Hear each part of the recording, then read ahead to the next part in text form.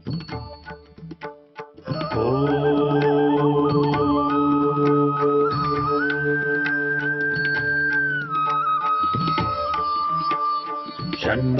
मित्रः शं वरुणः शन्नो भवत्वर्यमा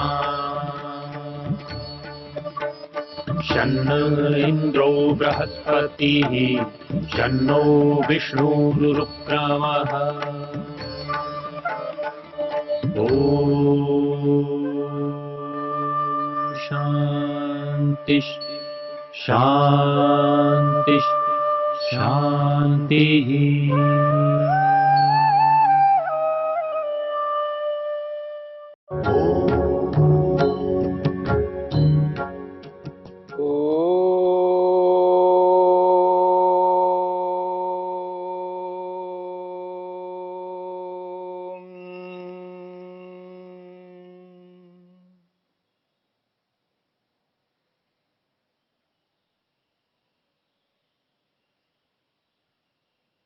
योग को आत्मसात करने के लिए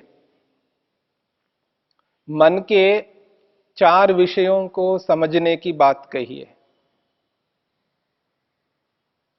मन का पहला विषय है मन का कारण।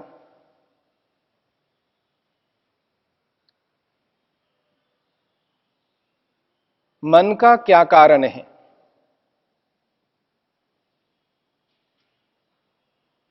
मन का उपादान कारण, मन का मूल कारण। योग को आत्मसात करने के लिए मन के कारणों को समझना।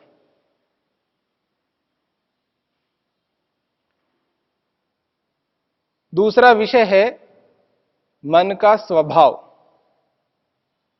मन का क्या स्वभाव है? तीसरा विषय है मन की अवस्थाएं। मन की कितनी अवस्थाएं हैं और उन अवस्थाओं में मन किस प्रकार से कार्य करता है। हमने मन के कारण को समझने का प्रयत्न किया। योग के इन 4 सूत्रों में अथ योगानुशासनम योगश्चित्तवृत्ति निरोधः तदा द्रष्टुः स्वरूपे अवस्थानम, और चौथा सूत्र है वृत्ति सारूप्यम इतरत्र। इन 4 सूत्रों के माध्यम से मन के कारण को समझने का प्रयास किया। मन का उपादान कारण क्या है? सत्व, रज और तम। इन 3 उपादान कारणों से मनोरूपी कार्य उत्पन्न हुआ। मन का स्वभाव क्या है, इसे भी समझने का प्रयास किया। लोक क्या मानता है, संसार में रहने वाले लोग क्या मानते हैं, और वास्तव में मन का क्या स्वभाव है, इसको भी समझा। और मन की जो अवस्थाएं हैं, 5 अवस्थाएं, उनको भी समझने का प्रयास किया। अब मन का जो चौथा विषय है, उसको समझने का प्रयास करना है, और विस्तृत विषय है मन की वृत्तियां। मन का चौथा विषय है मन की वृत्तियां। योग को आत्मसात करने के लिए मन की वृत्तियों को समझना है। जब व्यक्ति मन की वृत्तियों को समझ लेता है तो योग को आत्मसात कर सकता है। और मन की वृत्तियां अनगिनत है, जिनको हम गिन नहीं सकते। अनगिनत वृत्तियां हैं। न जाने संसार में कितनी वस्तुएं हैं,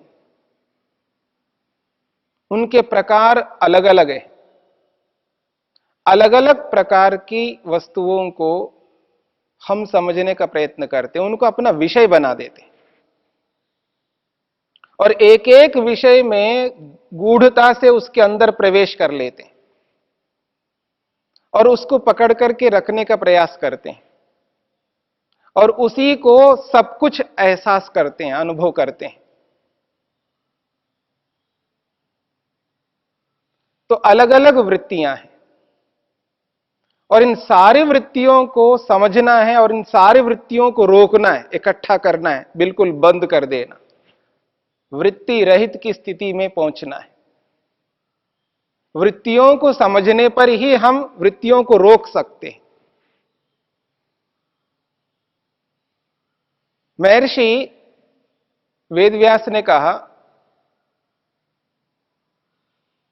ताह निरोधव्या, वृत्तियों को रोकना है।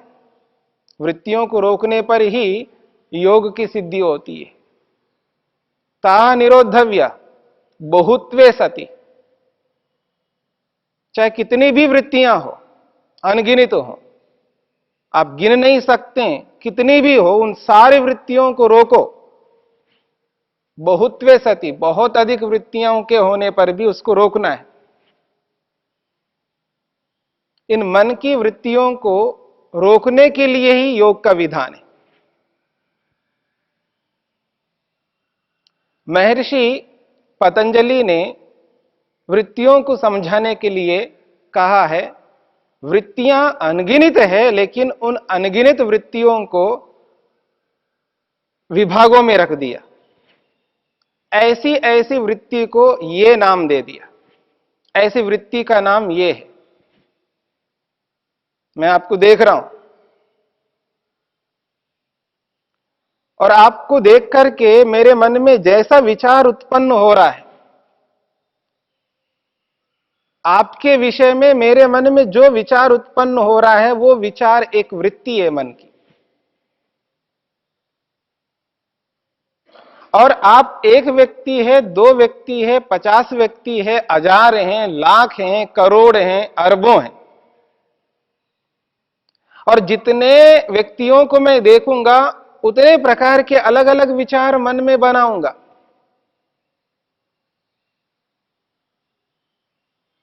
तो इतने सारे व्यक्ति हैं, जितने लोगों को देखूंगा उतने प्रकार के विचार मन में रखूंगा, तो उतनी वृत्तियां बनेंगी मन के अंदर। जितने लोगों को देखूंगा उतनी वृत्तियां बनेंगी, यानी उतने विचार मन में उत्पन्न होंगे और उतने विचार मन में मैं अंकित करूंगा। तो एक व्यक्ति से संबंधित वृत्ति वो एक ही प्रकार की होगी ऐसा भी नहीं है। उस एक व्यक्ति से संबंधित वृत्ति भी अलग अलग प्रकार की वृत्ति होगी। केवल एक ही प्रकार की वृत्ति को मैं उत्पन्न नहीं करूंगा, यानी मन के अंदर एक ही विचार नहीं रखूंगा। आपको देख करके एक विचार उत्पन्न कर लिया, दूसरा विचार उत्पन्न कर लिया, तीसरा विचार उत्पन्न कर लिया, न जाने आपके संबंध में कितने विचार मन में उत्पन्न करूंगा, तो उतनी प्रकार की वृत्तियां होंगी एक व्यक्ति के प्रति। ऐसे कितने लोग हैं और कितनी प्रकार की वृत्तियां मन के अंदर उत्पन्न करता जाऊंगा। ये सारी वृत्तियां मैं मन के अंदर उत्पन्न करूंगा। न जाने कितने विचार मन में उथल पुथल हो रही होती। निरंतर मन के अंदर विचार चलते रहते हैं, विचार चलते रहते हैं, चलते रहते हैं, रोक नहीं पाता व्यक्ति। और बहुत सारे लोग रात को सोते नहीं है, विचारते रहते, पता नहीं कैसे कैसे विचारों को मन में ला रहे होते। नींद नहीं आ रही, नींद नहीं आ रही तो क्या हो रहा है, विचार चल रहे हैं मन के अंदर, न जाने कैसे कैसे विचार चल रहे हैं। तो इतनी सारी वृत्तियों को व्यक्ति को रोकना पड़ेगा। बिना रोके योग की सिद्धि नहीं हो सकती। ताह निरोधव्या, उनको तो रोकना ही है। उपनिषदकार ने बहुत अच्छी बात कही है, मन को पकड़ना है, मन को समझना है, तो ऐसे चलते फिरते नहीं हो सकता। आवृत्त चक्षु अमृतत्वम इच्छन कहा है। अगर मन को समझना है, मन को रोकना है, अमृतत्व को प्राप्त करना है, दुख रहित स्थिति को प्राप्त करना है, तो क्या करो, आवृत्त चक्षु, एक उदाहरण दिया है, आंखें मूंदना, आंखें बंद करना है। चलते फिरते आंखें नहीं बंद करना है। आंखें मूंदने के लिए आपको बैठना पड़ेगा, आसन लगाना होगा, और जो अलग अलग क्रियाएं हम करते हैं उन सब क्रियाओं को रोकना होगा। जो भी हम क्रिया करते उस क्रिया को रोकना है, रोक करके बैठना है, इसके लिए समय निकालना है, आसनस्थ होना है, आसन लगाना है। सारी वृत्तियों को रोकने के लिए पहले इंद्रियों को पकड़ना है। जो इंद्रियां बाहर की ओर देख रही हैं उनको पकड़ करके उनको रोकना है, यानी प्रत्याहार की स्थिति लानी है, धारणा बनानी है। तब मन को देखना है, मेरा मन कैसा है। आवृत्त चक्षु, आंखें मूंद करके, यानी इंद्रियों को रोक करके आसनस्थ होकर के जब व्यक्ति अपने मन को देखता है तब पता लगता है कि मन में चल क्या रहा है। उथल पुथल हो रही है मन के अंदर, मन इधर डोल रहा है उधर डोल रहा है, पता नहीं कहां कहां जा रहा है। यानी मन के अंदर कैसे कैसे विचार आ रहे हैं, किस किस प्रकार का विचार आ रहा है, वो विचार दिखाई देने लगते व्यक्ति को। हां, मेरे मन में ऐसे ऐसे विचार आ रहे हैं। उन सारे विचारों को रोकना है। उन सारे विचारों को पकड़ो और पकड़ करके उसको रोको। और ऐसे नहीं रुकेंगे विचार, मैं चाहूं कि अब मैं विचार को रोक लेता हूं और रोक लिया, ऐसा नहीं रुक सकते। उसके लिए कितना पुरुषार्थ करना है, कितना तप करना है। और वो पुरुषार्थ, वो तप विद्यापूर्वक होगा, ज्ञान पूर्वक होगा। किसी को हम रोकेंगे तो समझ करके रोकेंगे, बिना समझे रोकेंगे तो रोक सकते हैं, हट से उसको रोक लेंगे, पर वो सदा के लिए रोक नहीं पाएंगे। एक परिस्थिति विशेष में तो उसको रोक लेंगे, हर समय उसको नहीं रोक सकते। कोई बड़े व्यक्ति हमारे सामने हो और उसके सामने हम कोई ऐसा काम नहीं करेंगे, ऐसी कोई क्रिया नहीं करेंगे, उसके सामने उस क्रिया को बंद करेंगे, लेकिन उस व्यक्ति के बाद में वो वहां से हट गया, दूर हो गया, वो हमें नहीं देख रहा है, वो हमें देख नहीं सकता, वो हमें पकड़ नहीं सकता, उस स्थिति में क्या करेंगे? उस स्थिति में तो फिर करेंगे वो, यानी देखेंगे। तो रोकना वो ज्ञान पूर्वक होता है, विद्या पूर्वक होता है, तप पूर्वक होता है। बहुत मेहनत पुरुषार्थ करके उनको रोकना होता है। तो इसलिए कहा है, कितने विचार मन में उत्पन्न हो रहे हैं उन सारे विचारों को रोकना है, और उन विचारों के लिए विभाग बनाए, अलग अलग विभाग, और विभागों के माध्यम से समझाने का प्रयास किया। वृत्तयः पंचतयः क्लिष्टा क्लिष्टा। वृत्तियां 5 प्रकार की है। जो भी मन में विचार हम उत्पन्न करते हैं, जैसा भी विचार होगा वो विचार, वो इन 5 प्रकार के विचारों में ही होंगे, इन 5 प्रकार की वृत्तियों में आएंगे। वृत्तयः पंचतयः, 5 प्रकार की वृत्तियां हैं। क्लिष्टा अक्लिष्टा, या तो वो क्लिष्ट वृत्ति होगी या अक्लिष्ट वृत्ति होगी। क्लिष्ट का मतलब है दुखदाई, यानी उस विचार से आत्मा को दुख मिलेगा। जो विचार मन में हम उत्पन्न कर रहे हैं, जो विचार चला रहे हैं मन के अंदर, वो हम इसलिए चला रहे हैं कि उससे हमको सुख मिलेगा मान करके विचार चला रहे हैं। हम इसलिए नहीं विचार करते हैं, इसलिए वृत्ति उत्पन्न नहीं करते हैं उससे हमको दुख मिले, सुख के लिए ही विचार करते हैं, लेकिन हमें यह पता नहीं लगता उस विचार से दुख मिलेगा, कष्ट मिलेगा, पीड़ा होगी। तो मन की वो वृत्ति है जिसका नाम है क्लिष्ट। ऐसा विचार है जिस विचार को करने से आत्मा को दुख होगा, और एक ऐसा भी विचार होता है जिस विचार को करने से आत्मा को सुख मिलेगा। तो 5 प्रकार की वृत्तियां बताई, क्लिष्ट वृत्ति और अक्लिष्ट वृत्ति। और इसको भी हमें समझना है, एक प्रकार की वृत्ति वो क्लिष्ट भी बन सकती है और अक्लिष्ट भी बन सकती है।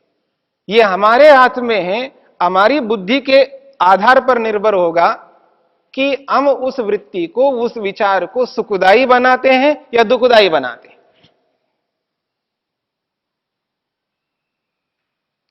जिस वस्तु को मैं देख रहा हूं और देख करके जो भी विचार मन में उत्पन्न कर रहा हूं, उसका नाम है वृत्ति।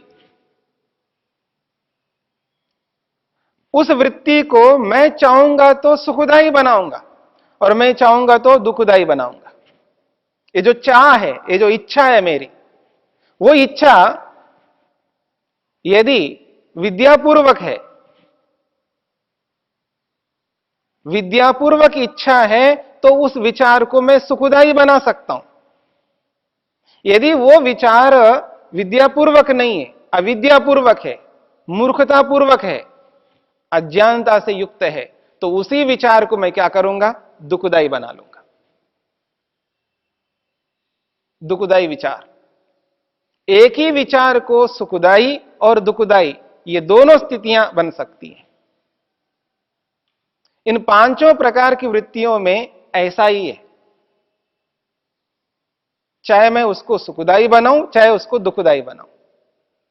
कब किस परिस्थिति में मैं उसको सुखदायी बनाता हूं और कब किस परिस्थिति में उसको दुखदायी बनाता हूं। जो सुखदायी मान करके उसका प्रयोग करता हूं वो दुखदायी बन जाता है। उस विचार को मैं दुखदायी मान करके छोड़ देता हूं तो वही सुखदायी बनता है। दुखदायी मान करके छोड़ रहा हूं लेकिन वो सुखदायी है। दुखदायी मान करके उसको छोड़ना चाह रहा हूं, छोड़ दे रहा हूं, लेकिन वो सुखदायी होता है। जिसको मैं सुखदायी मान करके पकड़ रहा हूं पर वो सुखदायी ना होकर के दुखदायी होता है। इन बातों को हमें समझना होगा, वृत्तियों को समझना है, मन के विचारों को समझना है। विचार तो हमें करना है, मन में तो विचार चलेंगे, उनको हम नहीं रोक सकते उस तरह। वो स्थिति आज हमारे में नहीं है, वो योग की स्थिति हमारे में आज उत्पन्न नहीं हुई है। और जब तक योग की स्थिति उत्पन्न नहीं होगी तब तक हमको विचारना तो है। पर वो जो विचार है, उस विचार को सुखदायी कैसे हम बना सके, उस विचार को दुखदायी न बना सके, ये विवेक हमें उत्पन्न करना है, ये बोध हमको करना है, ये ज्ञान हमको करना है। तब जाकर के ये वृत्तियां सुखदायी बन सकती है, नहीं तो इन वृत्तियों को हम दुखदायी बना करके, दुखी होकर के हम जीवन बिताएंगे। तो महर्षि वेदव्यास कहते हैं, ता निरोधव्या बहुत्वे सति चित्तस्य। वो बहुत सारे विचार हैं, कितने भी विचार हैं, पर उन सबको रोकना है, तभी हम योग को योग के रूप में समझ पाएंगे।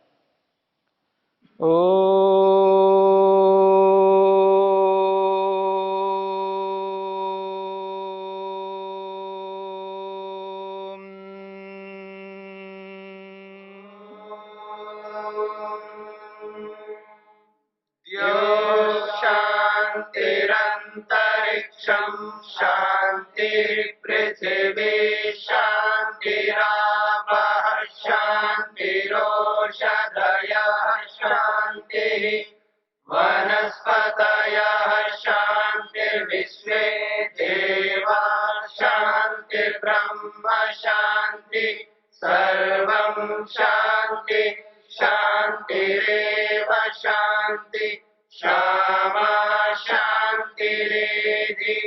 ओम शांति शांति शांति।